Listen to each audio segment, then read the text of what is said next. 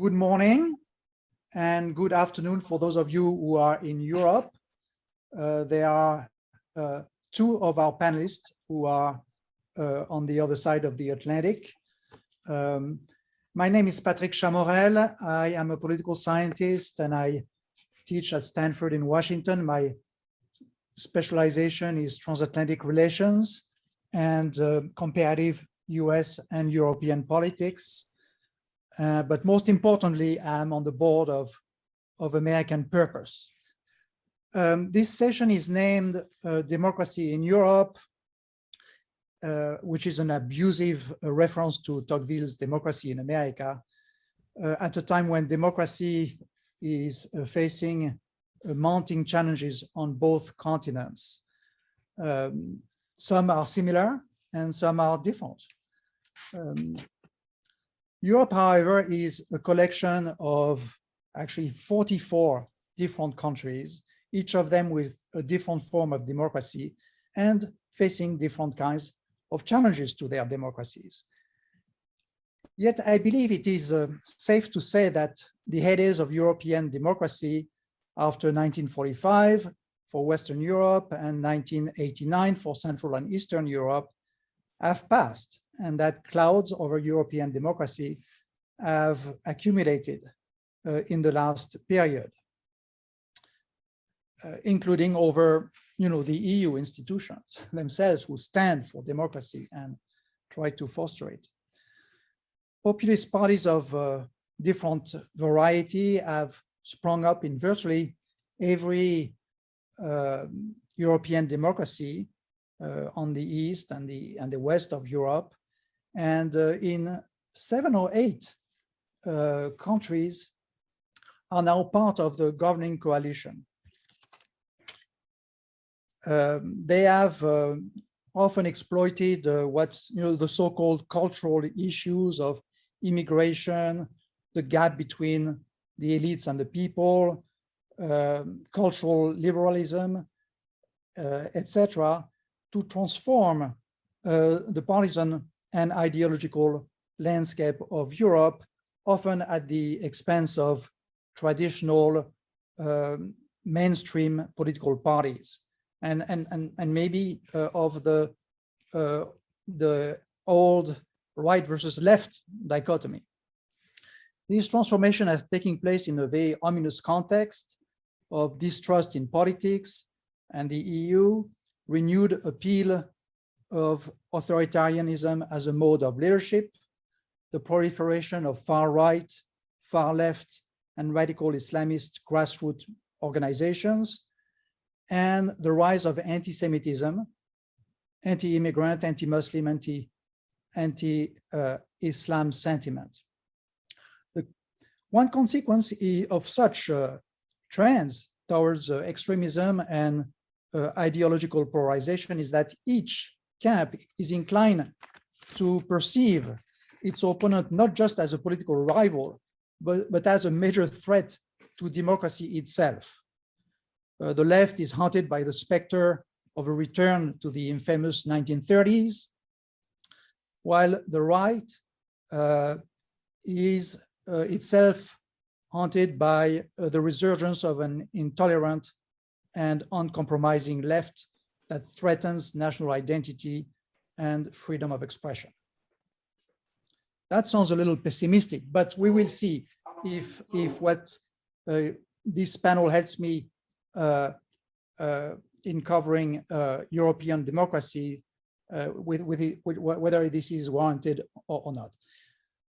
So to address these issues and more, we have a very distinguished panel. Two of them are in Europe, in Paris and Bucharest. I will introduce them briefly, which is, of course, unfair to them and their work. Sheri Berman is a professor of political science at Barnard College, which is part of Columbia University in New York, and she specializes in Europe politics, in European politics, especially Germany and Northern Europe, social democracy, and populism. by alphabetical order, then Jean-Yves Burduja is a member of the Romanian Parliament, and as well as of the Liberal Party in Romania. And we are very pleased to have him today. Jean-Yves Camus is joining us from Paris. He's an expert on the far-right movements and works at the Fondation Jean Jaurès and the RISE think tank. And Dalibor Roháč is at AEI, the American Enterprise Institute. He is a native of Slovakia and studied in Britain and specializes in, let's say, the political economy of Europe. Is that fair, Dalibor?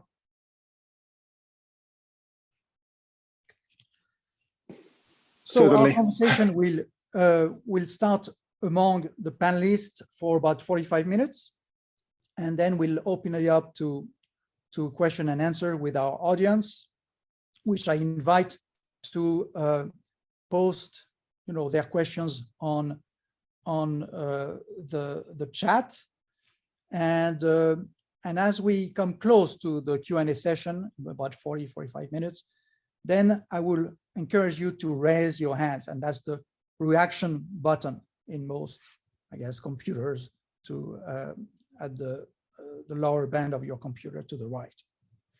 So we will proceed as a informal conversation. We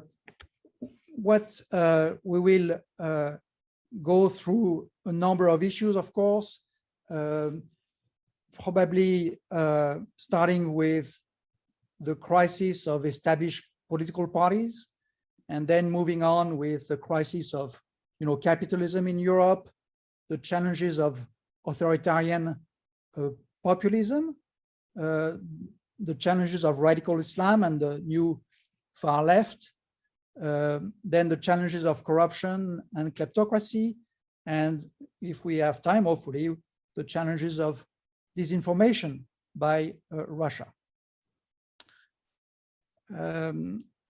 So I will start with, again, the crisis that established parties are going through, at least in some European countries.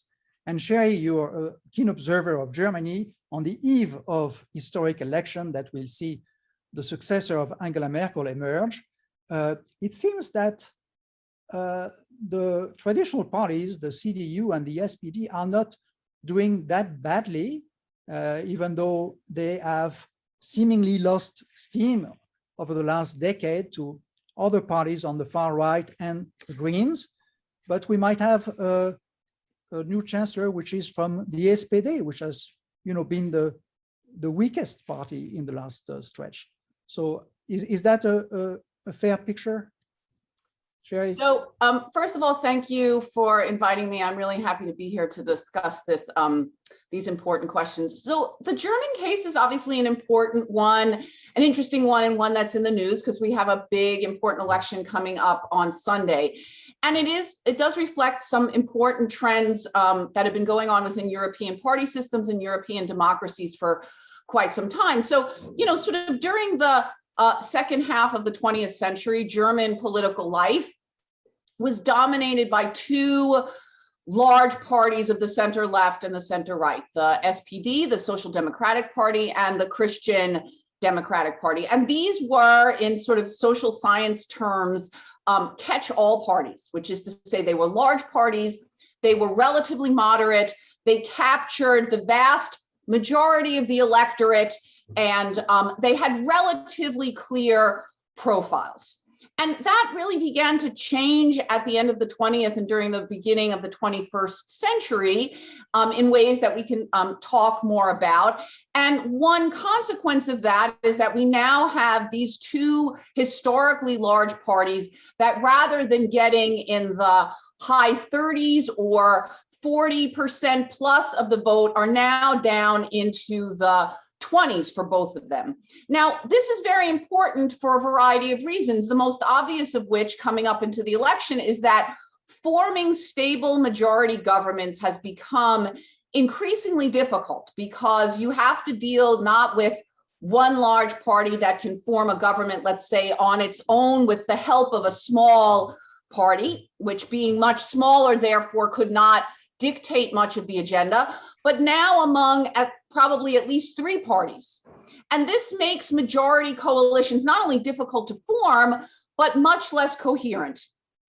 And this has a variety of consequences for the ability of the government to act coherently, for the ability of the government to tackle the country's challenges, and also to present to voters a relatively clear profile, right? Democracy is about people being able to choose their leaders, their governments, the policies those leaders and governments pursue. And when you have a coalition that's made up of parties often with quite disparate interests, it sometimes becomes very difficult for voters to say, look, this is what the SPD stands for, this is what the CDU stands for, and it creates a lot of volatility and sometimes dissatisfaction. So I would say the fact that we now have parties in Germany, again, rather than with vote shares in the high 30s and 40%, but rather in the 20%, reflects a lot of very problematic trends, and it makes governing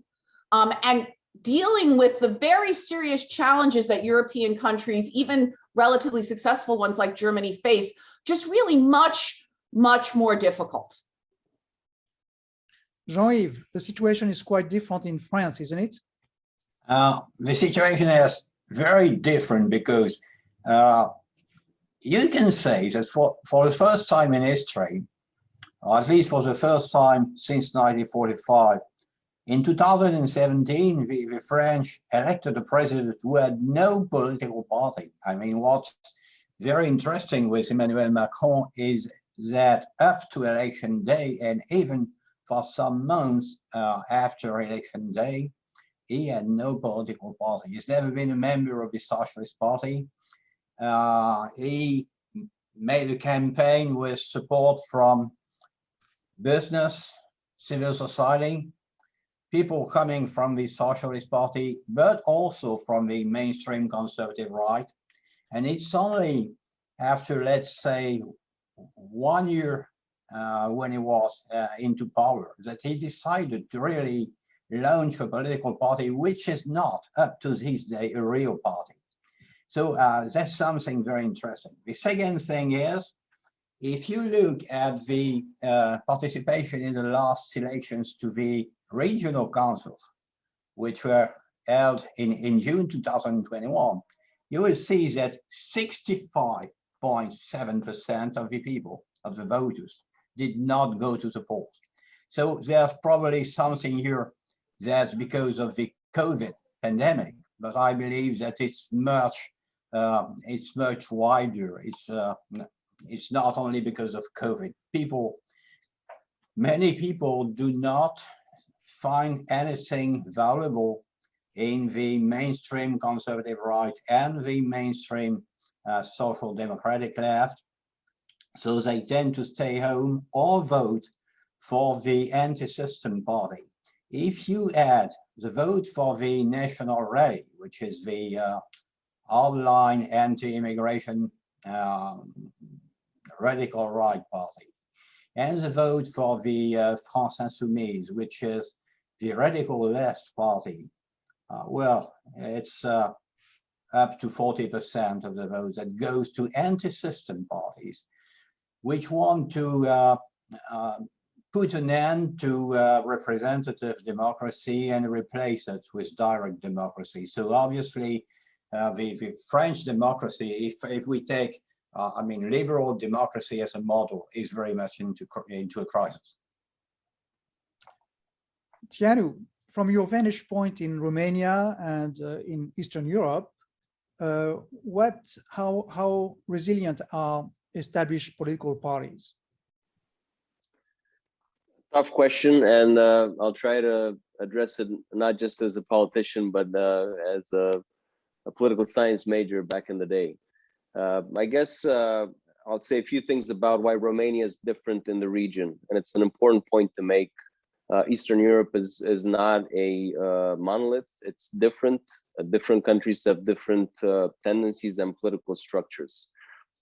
For Romania, one, it had the last transition and the only bloody transition from communism to democracy, and the only country where essentially the neo-communists won the first elections in 1990. So it was in many ways a bungled transition. That being said, the country has traditionally been very pro-American and very pro-European. I think on survey after survey, it tops the ranks on pro-American and pro-European sentiment. Much of the progress that the country has made, and I'm very happy to admit it, has been thanks to very direct pressures from the US and the EU as part of the country's process of NATO and EU admission. And also the country has grown economically very strongly, especially around urban centers. If you look at the data, you'll see that I think in the 10 fastest growing cities in the EU, 7 of them are Romanian at this point, I think over the past 10 years. That said, corruption issues have lingered. Traditional parties have been unsuccessful in addressing them oftentimes. There's a huge wave of emigration happening. Again, data show that Romania is second in the world in terms of the increase in the pace of emigration, people leaving after Syria. So second in the world. And I think it is a lot, it has a lot to do with disenchantment with the political establishment, with what traditional parties have been able to deliver for people.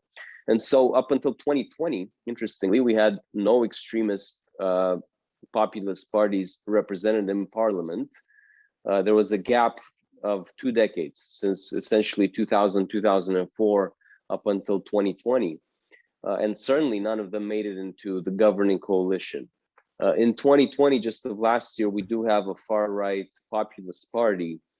It's obviously not part of the governing coalition, but they do capitalize, and they've grown in polls recently on account of the pandemic, on account of job loss, on account of huge increases in utility bills, which are also due to European trends and certain commitments that were, as far as Romania is concerned, probably overly ambitious in reducing carbon emissions, and they did lead to at least a doubling of the price of utilities.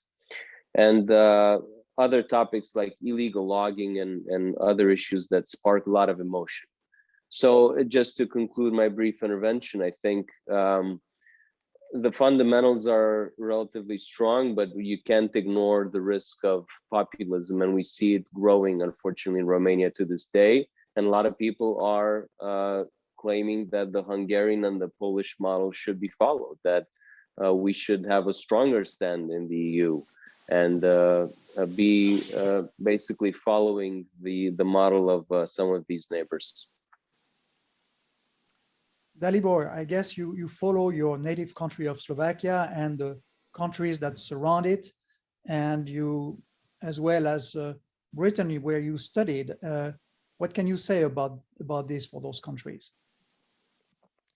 First of all, thank you so much for including me on this panel, and I'm going to echo some of the themes that were articulated by both Sebastian and Sheri, and I think it's really worth emphasizing that European countries are different. They have different electoral systems, they have different political traditions, and so the way these sort of common trends that are sort of at play in across the Western world sort of play out in practice tends to be very different. And it's very hard, by the way, to sort of tell a coherent story about what is happening across the European continent. I think there is a shared sense that we are somehow out of equilibrium, that we are not quite in a steady state, that parties are changing ideologically in terms of sort of voter composition.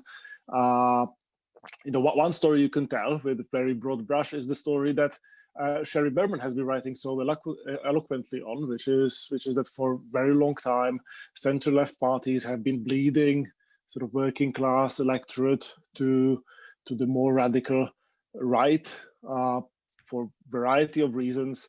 Mm-hmm. In the meantime, left-wing parties might have been gaining educated urban elites to their sides, and so these realignments might be completed in every country. And obviously, these things really play out differently in every place. In the UK, for example, we've seen a Tory party that has moved to the left, arguably on economic matters, has embraced economic policies that would have been really unthinkable in the Thatcher years. The sort of outburst of populism that we've seen with Brexit seems to have calmed down, arguably. Whether the UK is in a steady state politically, I think it's very much an open question, obviously, with sort of the regional regional tensions. But really, to sort of tell one coherent story about Europe is tricky. I mean, one or two data points running against this sort of narrative is not only the upcoming election in Germany, in which SPD seems to be poised to do quite well, but also perhaps Norway, where the central left has just done rather well in the recent election. And I wonder to what extent an alternative story might be also at play. I mean, these are not mutually exclusive, namely that we've seen across the Western world a broad-based decline of authority, of institutions, of organizations. What used to be the guardrails and gatekeepers in media, in politics, have become less and less relevant. It's much easier to reach big audiences, whether you are an opinion maker, whether you're a political candidate. And as a result of that, we've seen fragmentation, we've seen all sorts of turbulences in our public and political life. And the big question is really about the fragility versus sturdiness of liberal democratic institutions. And I think the Przeworski claim from 20 years ago that established democracies are not at real risk of de-democratization probably needs to be reviewed and updated, but I don't think we should be sort of rushing to the other extreme and seeing our democracies as these fragile flowers that can't really cope with change. And I think there is a lot of adaptation going on. We don't know what the end state will look like, neither in Slovakia nor in the UK. But I think there is a decent chance that will come out all right at the end. Well, thank you. You've all started talking a little bit about the rise of populist parties and their impact on the political systems where they operate. We will come back to this in a few moments, but maybe we could also address the question of capitalism in Europe. Economic crises and the growth of economic inequalities are always thought to be one major factor behind the rise of populism, next to more identity-based factors. Where do you think Europe is in reassessing its economic structures and performance? Is it like in the United States? Is there a shift towards the left and the call for more government intervention? Who wants to start answering this? Maybe Dalibor, you're up for this? Sure. So I think one theme that permeates these discussions on both sides of the Atlantic is the extent to which technological change and dynamism and new business models have driven inequality and has created new, say, class divides. And I think that's an important question to think about. But in the European context, I think it's also worth thinking about, whether the one thing that is worse than economic dynamism and structural change is the lack of dynamism and lack of structural change. So when you look at the growth record of the EU as a whole, it's not a particularly encouraging one. Obviously, there is a lot of variation. Nordic countries are doing much better than say countries on the Mediterranean periphery. But you've seen, places like Italy where per capita income in real terms is roughly where it was at the end of the 1990s. And I think that's a growth disaster. That's a driver of emigration for young people, and it's generally speaking and really an indictment of many of the policies that exist in Europe. The EU, to its credit, has tried at various occasions to remedy the situation. Some of us remember the Lisbon strategy, which was rolled out at the time of the introduction of the euro, which sought to make the EU the most competitive and dynamic knowledge-based economy in the world. 10 years later, they sort of checked the actual outcomes versus their goals, and it was really a disappointment. So by 2010, per capita incomes in the EU were roughly at 2/3 of those in the United States. R&D spending, a big driver of productivity growth, is and still remains a much smaller fraction of the GDP in the EU. Instead of really having a sort of discussion of what has gone wrong, we had the Europe 2020 strategy adopted in 2010, and again, like, some of those goals were met, but most of them were not met. And the EU, for example, in the present pandemic, was hit much harder in economic terms than the United States, and the recovery, especially in the Eurozone, is going to be much more sluggish than in the United States. And right now, Europe 2020 is over, but there is no growth strategy going forward, and I think that's something that should make us rather uneasy if we really do care about the prospects for European middle classes, for young people who are trying to build futures on the European continent. Jean-Yves, is there a sense in Eastern Europe, and including Romania, that the economy is not going in the right direction and that needs reforms? And what kind of expectations do Romanians have, for example, from the EU? Do they want it to be more of a shield against global competition, or accompany globalization even more? What do you think? So I think that the expectation would be that the European Union would listen more to its member states and be a bit more flexible and customize interventions. I think Romania and other countries, the whole continent, really has a huge opportunity in the post-pandemic context, although obviously we're not over the pandemic yet. We have the multi-annual financial framework 2021-2027. We have the recovery and resilience facility. Overall, Romania has over 80 billion in European funds available for development over the next 7 to 10 years. That's more than we've ever had, and probably more than we'll ever have from the EU. However, because of bureaucracy in Brussels, because of rigid conversations, this money doesn't really go to the country's basic needs, which are still very much highways, water and sanitation, schools, hospitals, basically creating the conditions for a decent quality of life. They tend to go to more sophisticated interventions, such as green energy, bike lanes, etc. Not to say that these aren't needed.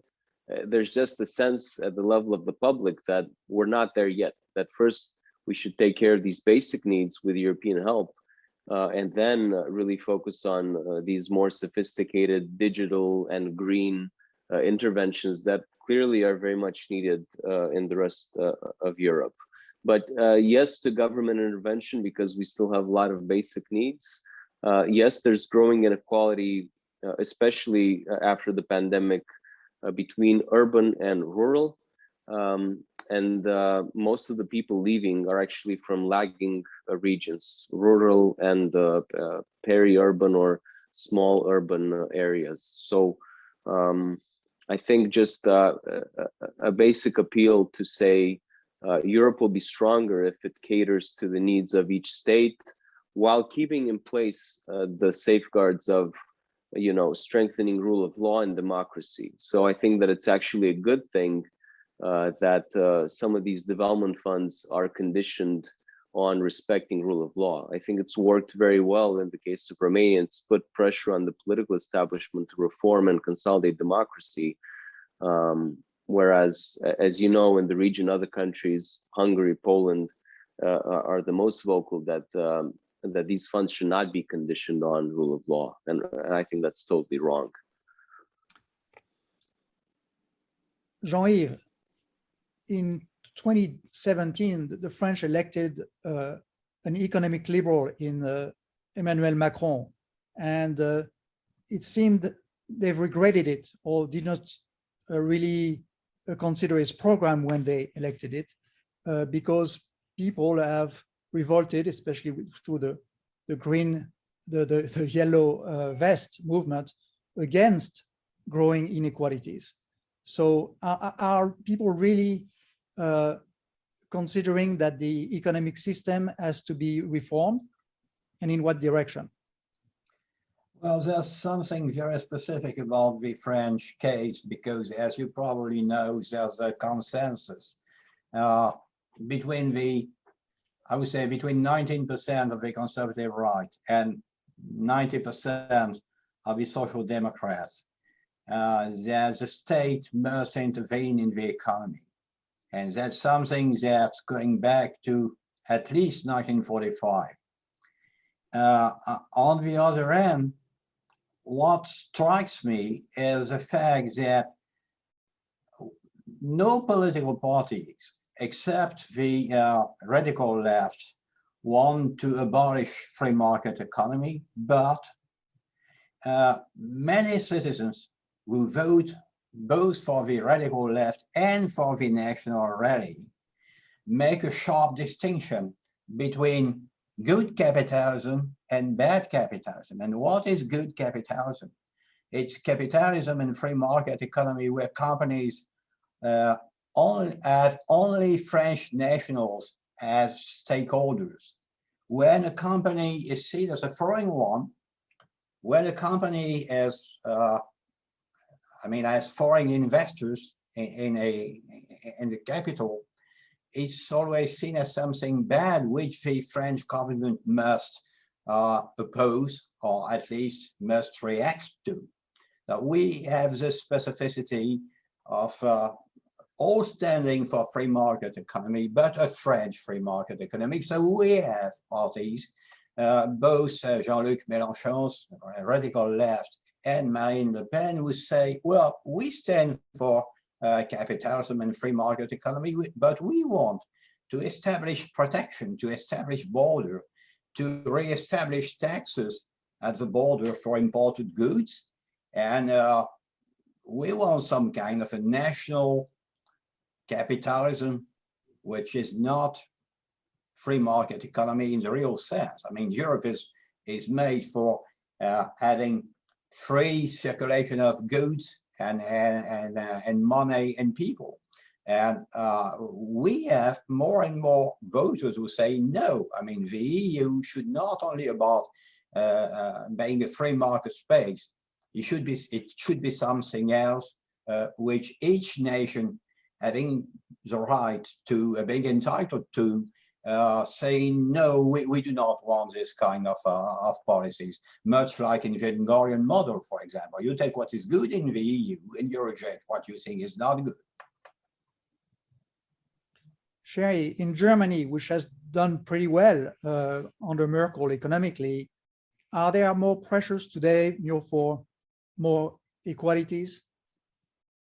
So even in countries like Germany, which have done relatively well, there are obviously some significant economic problems. A very large number, for example, of the jobs that have been created, over the last 16 years when Merkel has been chancellor, have been jobs that are considered to be sort of precarious and relatively low wage. Look, I think that when you look at Europe, and Western and Eastern Europe here are quite different, and as my colleagues have also stressed, each country within each region has its own distinctive characteristics. There obviously has been a rise over the last couple of decades of sort of precariousness, less stable jobs, greater returns to high education, increasing divisions within countries, as many of my colleagues have already mentioned, between more dynamic urban areas and more backward rural areas. Now, the situation as far as inequality is concerned is obviously not as bad in the United States as it is it's not as bad in Europe as it is in the United States. But in places like Eastern Europe, where inequality was not something that really existed in the same way during communism, growth in inequality is really important, even again, if it doesn't reach the levels it does in the United States. And I think what's important is to not only think about the political implications of, growing inequality, increasing precariousness, yada, yada, but the way in which those kinds of economic changes feed into things like the ability of certain types of politicians and parties to exploit identity issues. So we know, for instance, that it's much easier during difficult economic times for parties to kind of use whatever, immigrants, foreigners, the European Union, whatever, as kind of boogeymen, or to blame them for the problems that exist. So it's not just the direct economic consequences of the type of whatever capitalism we've had over the last couple of decades that we have to consider, but the way in which the changing nature of the economy has really fed into the ability of politicians and parties to exploit identity issues, cultural issues, fear of the other in political life. And we can see this even in a place like Germany, as you mentioned, Patrick, that has done relatively well. It's very easy to blame foreigners for all kinds of problems. It's very easy to exploit fear of the other. And the very fact, of course, that the right populists in Germany are get the most votes in East Germany, which has suffered obviously the most difficult social and economic changes over the past decade, I think is reflective of a larger trend. There's a lot of research that shows, both in Europe and in the United States, that again, regions that have undergone these sort of significant economic, that have experienced significant economic challenges are precisely the places, again, where it's easiest for politicians and parties to kind of exploit fears of the other, of foreigners, and things like that. So I think the question about sort of economic change, and you mentioned, Patrick, at the beginning, sort of social and cultural changes, the rise of identity issues, I think it's very hard to disentangle these things. And I think all of them sort of together feed into some of the democratic dissatisfaction that we've seen in Western and obviously also Eastern Europe. And this dissatisfaction obviously lays at the heart of the appeal of politicians and parties that really present themselves as kind of anti-system, opposed to the status quo, critical of liberal democracy, and so on. Let's come back a little bit on the question of populism, and I would like to ask you, on a European scale, whether you believe that populism has really reached its crest, and is coming down. I mean, not that it's going to leave and go away, but do you think that it has reached a peak, or is it still growing, and where is it mostly growing, if it does? Sheri, you've written a lot about this, so I give you the first answer, but I think all of our four panelists have some thoughts about this. So, I mean, look, I'm a political scientist. I'm not a fortune teller. I can say that in Western Europe, if we just look straight at the numbers, there seems to have been some kind of leveling off over the last couple of years. So we've seen a sort of gradual rise in support for radical parties, frankly, on both the left and the right, although obviously the right is the more dangerous element because it's been much more popular. So a gradual rise in support for parties that we could see on the sort of extreme parts of the political spectrum, starting in the 1990s and sort of thus far kind of plateauing over the past couple of years. So we've seen some decline or leveling off in West European countries, most obviously. We've seen this kind of leveling off in the last couple of elections you mentioned in places like Norway and Denmark. The AfD in Germany sort of seems kind of stuck at this sort of 10 to 12% level.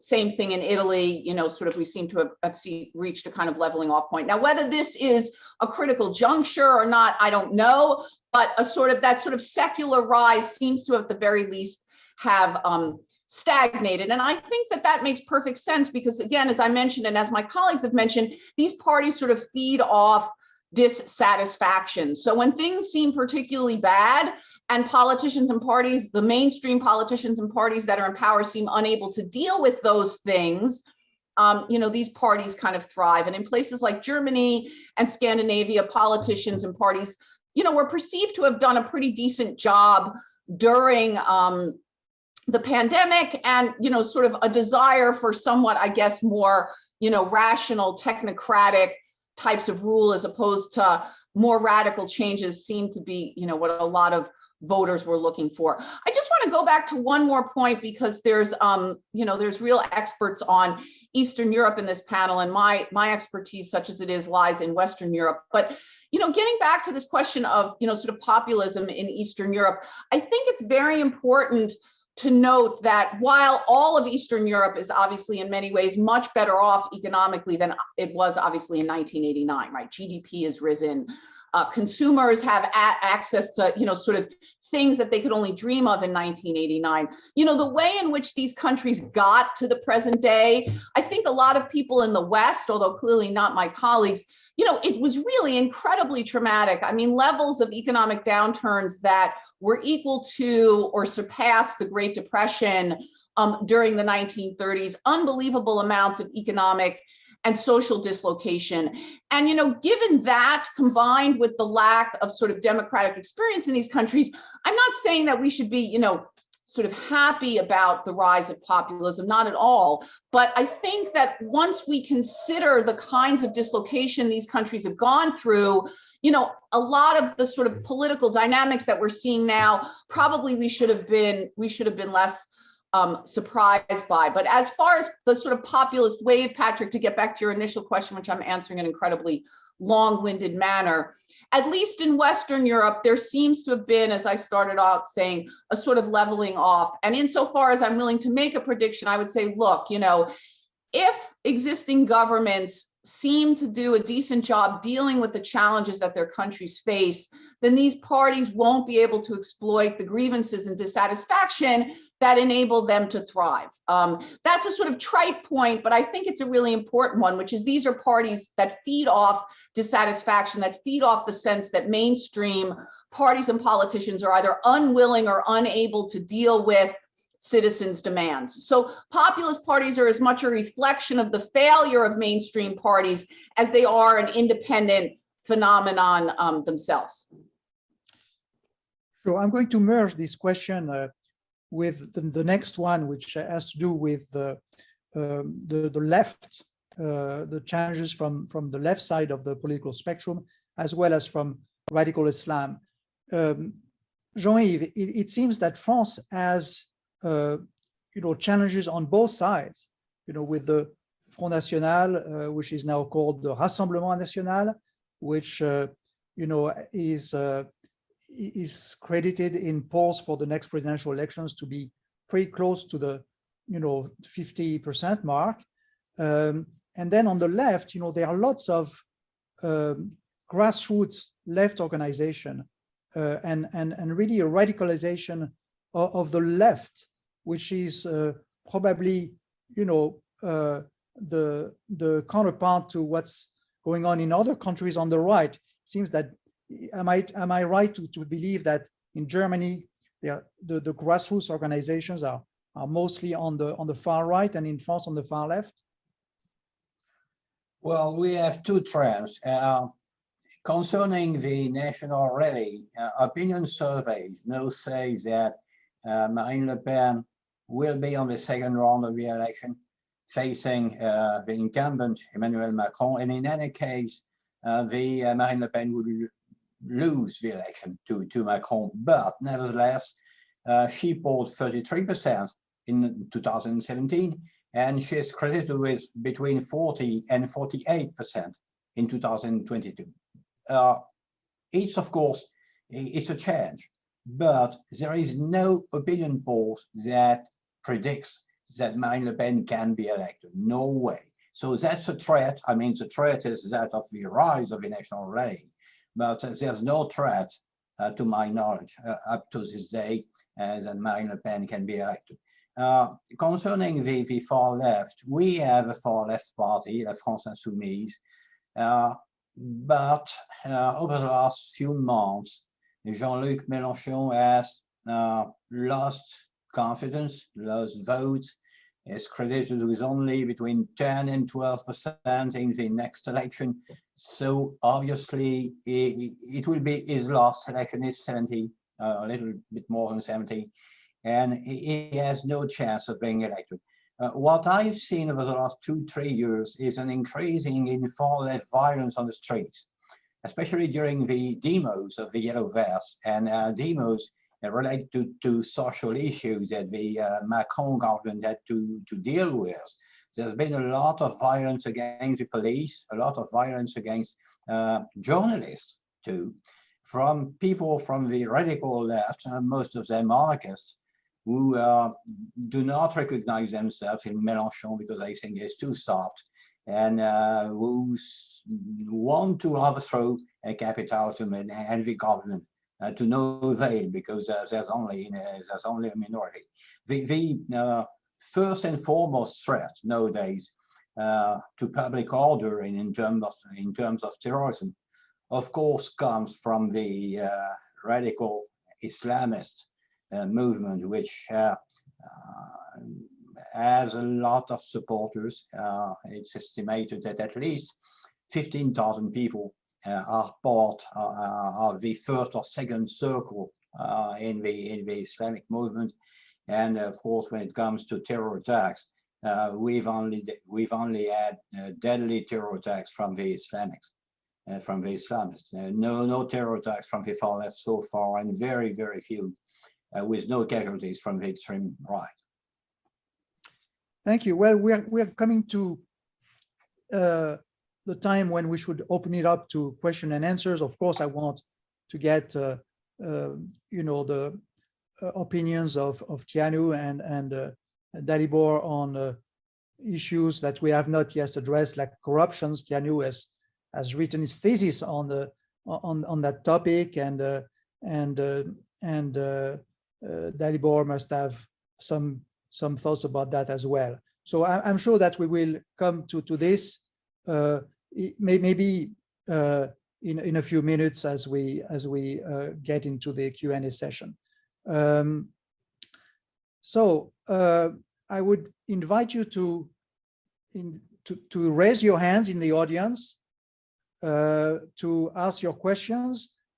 There is one question that I can see in the chat, and we will start with that, which is about whether the left versus right dichotomy in Europe, which goes back to the French Revolution, is being challenged, and by what is it being replaced? And there are, of course, different theories about this, nationalism versus identity politics, etc. I mean, there are tolerance versus intolerance. So I'm going to start with Dalibor and Tianu on this, and then we'll loop up with Sheri and Jean-Yves.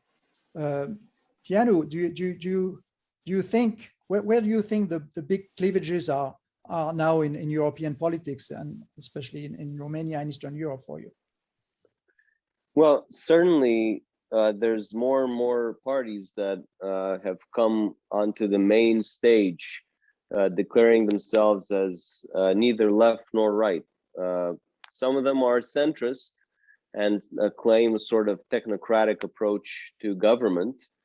Others are extremists, and to some extent, extreme left and extreme right tend to have similar points on certain issues. Obviously, I'm part of a mainstream party, and to some extent, I do feel that we haven't been able, as the Liberal Party, to deliver on people's expectations. I think that if we want to make sure that populism will indeed decline in Eastern Europe as well, in Romania, we have to do a couple of things. I think one, we need to do a good job in governing. And that hasn't, frankly, happened all that much. There's a lot of expectation, and we don't seem to be able to meet people's hopes. And it's been indeed 30 years of broken promises, and very hard to re-legitimize fundamental institutions. In survey after survey, for instance, Romania's parliament, of which I'm part of, enjoys a trust level of 8-9% of Romanians have a good opinion of parliament. And so one is to do a good job. I think the second one is to involve people in decision making. Obviously, we're still representative democracy, but people feel the need to be heard. And thank God we have technology on our side. We should be able to deliver solutions and really involve people in it. And last but not least, show concern for meritocracy. And circling back to corruption, a lot of Romanians leave the country because they feel that,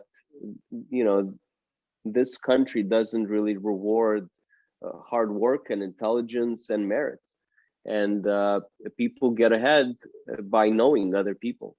It's fundamentally wrong. And until we solve these issues, or we at least begin to show that we are making significant impact, populism will continue to be on the rise, because the appeal is very easy to understand by the public.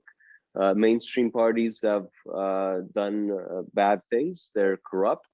They promote people based on relationships and bribes. And this is why the country's broken.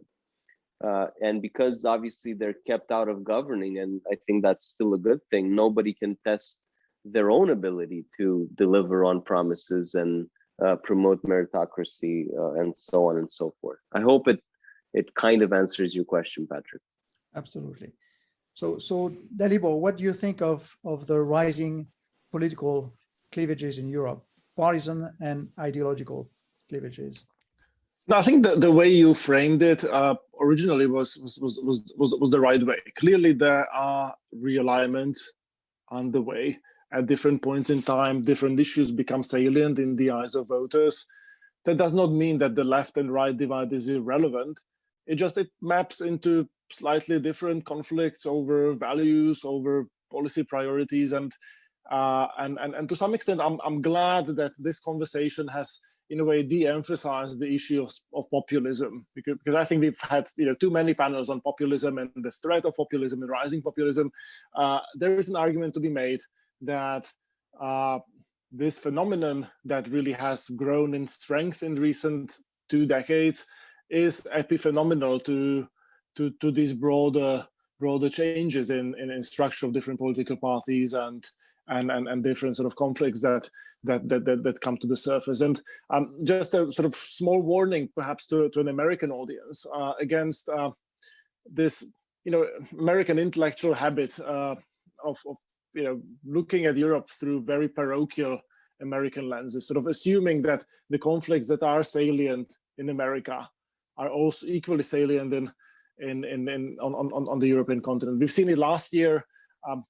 We all remember the wave of BLM protests in the wake of George Floyd's killing, how that quickly spread to Europe.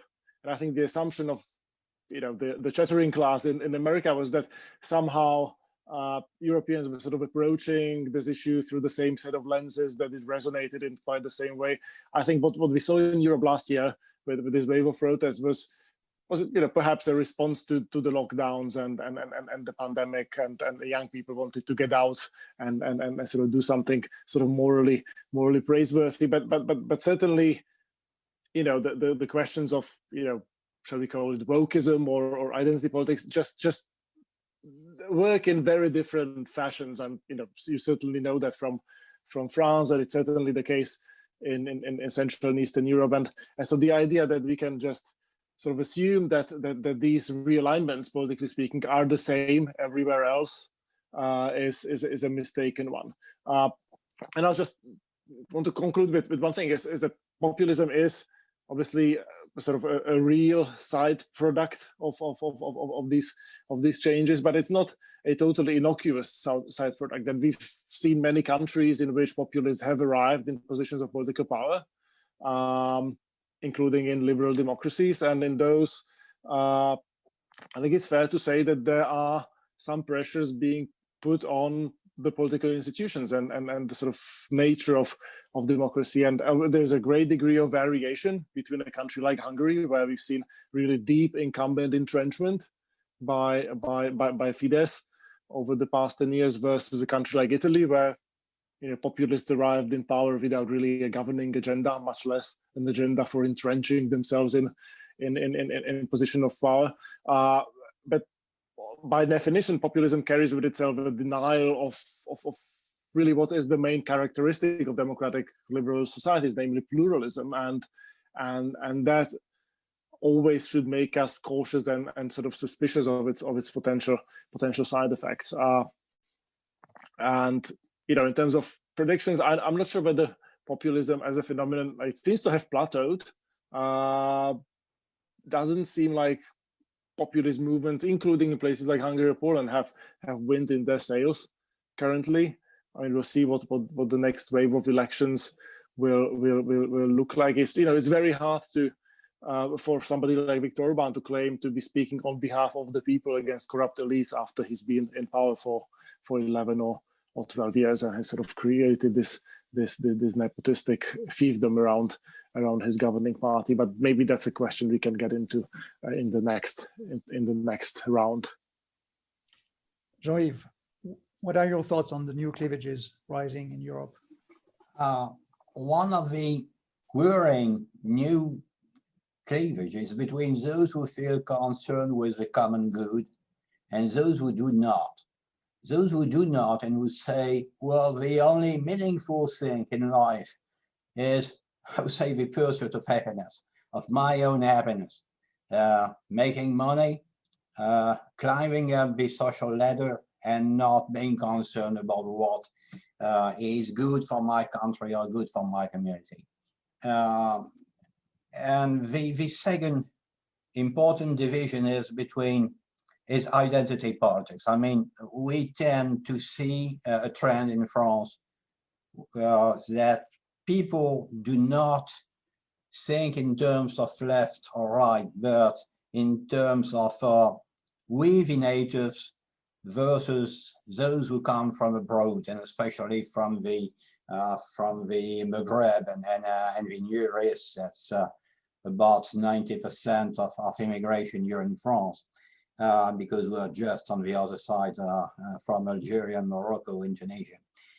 So we have, I would not say an ethnic divide, but I mean, if our governments do not take care, it can amount to some kind of an ethnic divide between a sizable population of people who are second generation immigrants, most of them from the Maghreb, and the so-called native French who feel dispossessed, who feel disempowered, and who tend to vote for the National Rally or for one this new candidate to the election, Eric Zemmour, who is a journalist and who plays the identity card every day, with very, very arch statements, because as you probably know, he does not only want to stop immigration, but he wants to repatriate those who are living in this country, even if they hold French citizenship. Sheri? So maybe I disagree a little bit with some of my colleagues here. I think there has been a shift, obviously in the United States, but also in Europe, in the nature of political competition. That is to say, the kinds of issues that parties and politicians focus on and the kinds of issues that voters are focused on as well. I mean, you know, to oversimplify a little bit, in the decades after the Second World War in Western Europe, to go back to the initial question about sort of mainstream parties in decline, you know, political competition essentially pivoted around economic issues. You know, you had a center left that was a little bit more on the left, wanted a larger welfare state, larger state, you know, more public spending and intervention, and a center right party that, you know, wanted less of those things, more room for families and private sphere, often had sort of a more traditional values kind of profile, yada, yada, yada. But, you know, at the end of the 20th century in Western Europe, we saw social democratic and labor parties kind of converge to the center on economic issues, sort of shifting from a clearer left-wing profile that they had during the post-war period to accepting, you know, to use, for lack of a better term, a kind of neoliberalism light. And, you know, this didn't mean that economic issues or differences disappeared from political competition, but it did mean that the divisions between the left and the right on these issues diminished somewhat. And at the same time, if you sort of look at empirical data, you know, parties on both the center left and also to some degree on the center right started emphasizing non-economic issues instead, immigration, national identity, yada, yada, yada. And again, there is an analogous situation in the United States, right, where, you know, starting with Bill Clinton, we saw a kind of, you know, again, a sort of acceptance of this kind of neoliberalism light and a shift on both the left and the right, although again, in very different ways in the United States, towards emphasizing non-economic issues more. And I definitely think you can see this again, as Dalibor and others have said, with different resonances and with different emphases in Europe as well. And I think this is in fact very problematic for a lot of reasons. One is that voters actually are in sort of confusing positions when you divide them up on this kind of axis as opposed to an economic axis. The most obvious issue here is that working class, low income and low education voters tend to be somewhat to the left on economic issues, but somewhat to the right on non-economic issues. And this really put them in a place, a sweet spot that populists could exploit, because left-wing parties had now moved to the left on these non-economic issues and also to the center on economic issues, kind of leaving, again, a lot of low income and low educated people without an obvious political home. But more generally, from the perspective of democracy, I think these are very difficult issues, or rather more difficult issues for democracy to deal with than economic issues.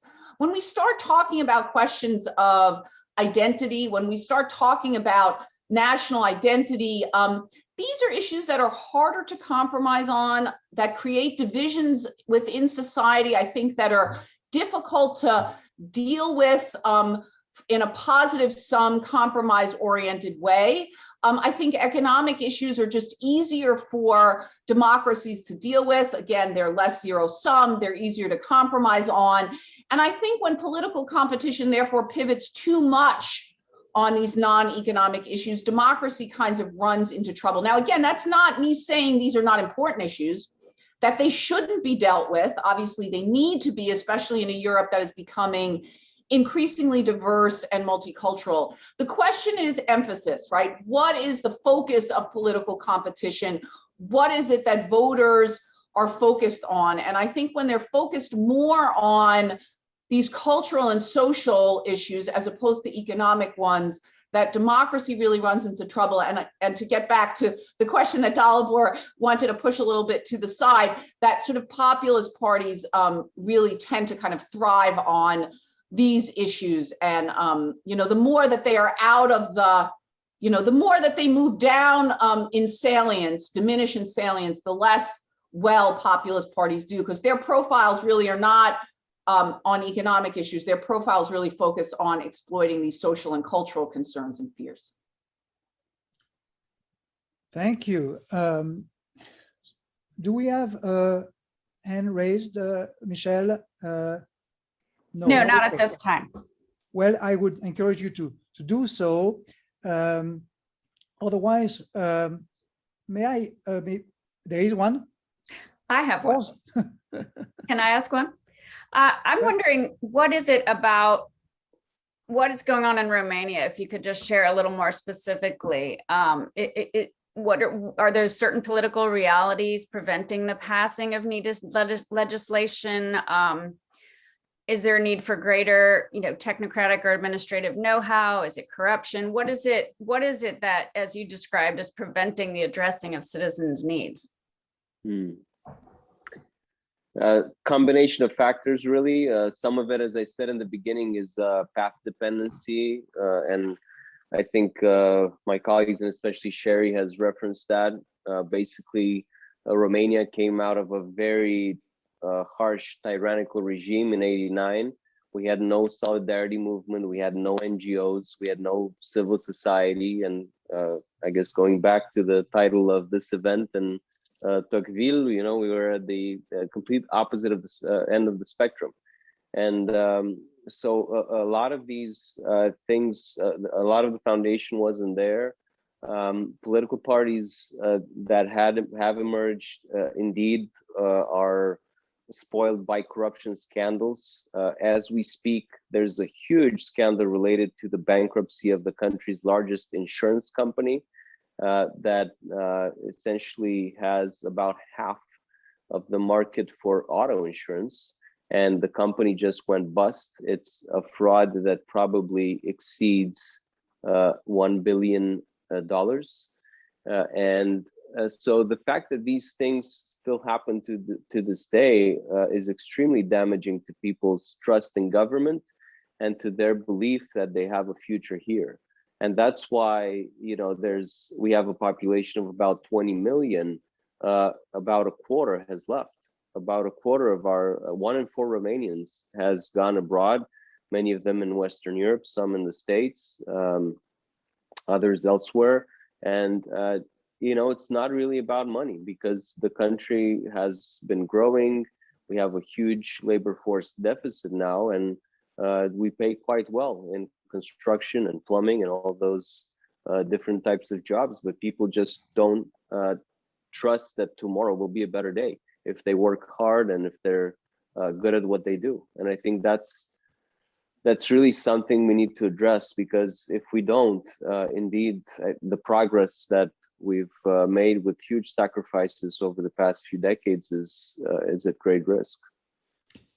Okay, I would like Thank you for the question. Ask all of you about a topic we haven't addressed yet, which is the disinformation by Russia, and in general, foreign influences on European politics. Like Turkey has movements, organizations at the heart of Europe that try to influence politics in Germany or in the Netherlands or France, etc.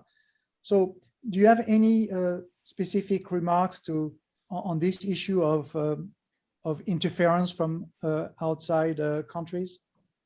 And then I'll give John Williams has read your, have you raised your hands, John? Okay. If possible, I want to ask a very quick question, but if yes, no time, it's okay. We'll answer both at once. If possible, I want to ask a very quick question. In the internet, the information costs are very low, but information are very important to influence about a political promise testable. If democracy can work, it's because the political promise can be tested. But if cannot test, so democracy cannot work, to some extent. So my question is that, from motivation, the government or the political definitely has want to influence the public by modifying information. So my question is that, what's the acceptable boundary, for that approach that guiding the flows of information that can influence the people's attitude? Thank you. So who wants to go first on either John's questions or the questions of Russia intervention and disinformation? Dalibor? Yeah, so on the information question, there is a distinction made by political scientists between political systems in which voters have the means of verifying whether politicians' promises are fulfilled. And in those systems, politicians would compete by promising different bundles of public goods and services, and then they arrive in office, and then voters will sort of see whether they are getting what they voted for. And then there are systems such as young and emerging democracies where those mechanisms of verification are not fully established. And in those systems, the promises about this or that bundle of public goods and services are just not credible. And in those systems, politicians still are able to make promises, except those promises will revolve around patronage. They will revolve around sort of redistribution to particular interest groups, right? So I give you money and you mobilize voters to vote for me, and you get the sort of political competition you see, which is not particularly sort of savory to look at, but exists in young democracies, and some get through that stage to the next level by building these institutions and media channels and so forth, and others might not. It just the phase, like in sort of political life in the West at large, where it's not very easy to build institutions and build these mechanisms of verification. And so, look at a place like Hungary, where really patronage has been at the center of what both Fidesz has been doing, and also what the central left, currently the opposition, was doing when it was in power a decade or more ago, and how these democracies get out of that trap. In the current media environment, technological environment, I think is very much an open question. We have only 2 minutes left, and I would like, to some of you to comment on this issue of Russia intervention. Maybe Tianu, do you want to say the words, and then whoever wants to go? Yeah, absolutely. I think quite bluntly, we are at war with Russia in terms of disinformation, misinformation, propaganda.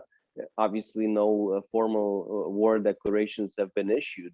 But if you look at the Russian, instruments and what they do, they very much mirror the same objectives that the USSR had back in 1950. I think the Truman administration did at that point a report on Soviet propaganda, and it had two goals. One is to destroy the unity of Western nations, and second was to alienate Western citizens from their governments. And that's exactly what they're doing, and the evidence is absolutely mind-blowing. In Romania, I know it very well. There's Russian trolls, there's huge networks, Facebook groups, everything that you can imagine, and it's extremely dangerous because we already know social media tends to polarize, it tends to have the echo chamber effect. And if we don't have the right response, then populism will continue to be on the rise, democracy will be delegitimized, and we'll have an unstable situation, which is what Russia certainly is looking after in Eastern Europe. Sheri, you want to say something about this, or Jean-Yves? About Russian disinformation? Look, I think I basically kind of agree with what was just said, which is, what the Russians are doing is sort of a continuation of what the predecessor governments did before 1989, in the sense of trying to sow discord and dissension within the West.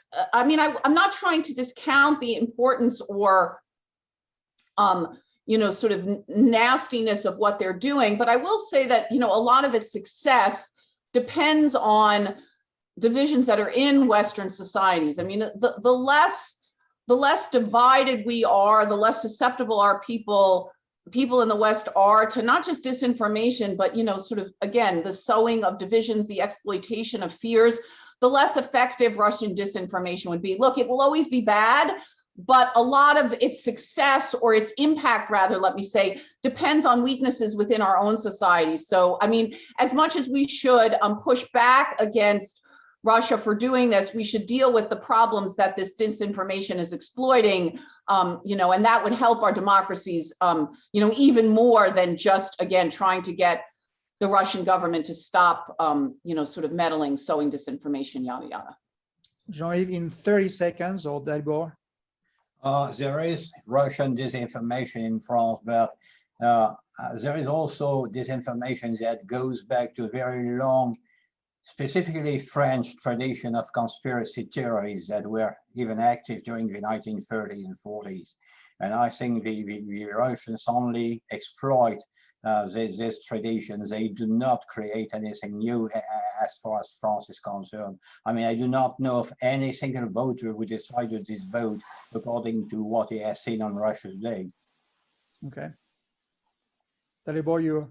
I agree with what Sheri just said. I think you know, we've sort of followed this issue for many years, and right now it's almost like gravity, right? I mean, it exists. You know, it's nasty, but it doesn't really sort of explain variation across countries. I mean, there are real underlying vulnerabilities that need to be addressed, and we should focus on those. Well, thank you to all of you for your contributions. It was, I think, a very stimulating conversations from a different point of view and areas of the world. I'm going to give the last word to Jeff Gedman. Thank you again. Well, thank you, Patrick and colleagues. That was it's a lot of territory, a lot of threads to pull on, as they say. But really well done, Patrick and colleagues. It was informationally rich. I took tons of notes. I suspect others did too. Just to say before a formal thanks, as you all, I think, know, this is part of a 3-day Zoom conference marking 1 year American Purpose, where you left off next at 11 a.m. Eastern. Speaking of external threats and internal vulnerabilities, we have a session called Russia and the Frontline Democracies. You can define that as you wish, but it will feature former President of Estonia, Tom Ilves, and journalist, public intellectual writer, Peter Pomerantsev. And I know they'll dig into Ukraine and Georgia and the Baltic countries for sure, but probably other places. But that's a quick heads up. But to Sheri and the rest of the colleagues, Patrick, really beautifully done. And thank you so much. For everybody who made time to attend, warmest thanks. Have a good morning. Thank you all. Thank you all. Bye. Bye now. Thank you. Thank you so much.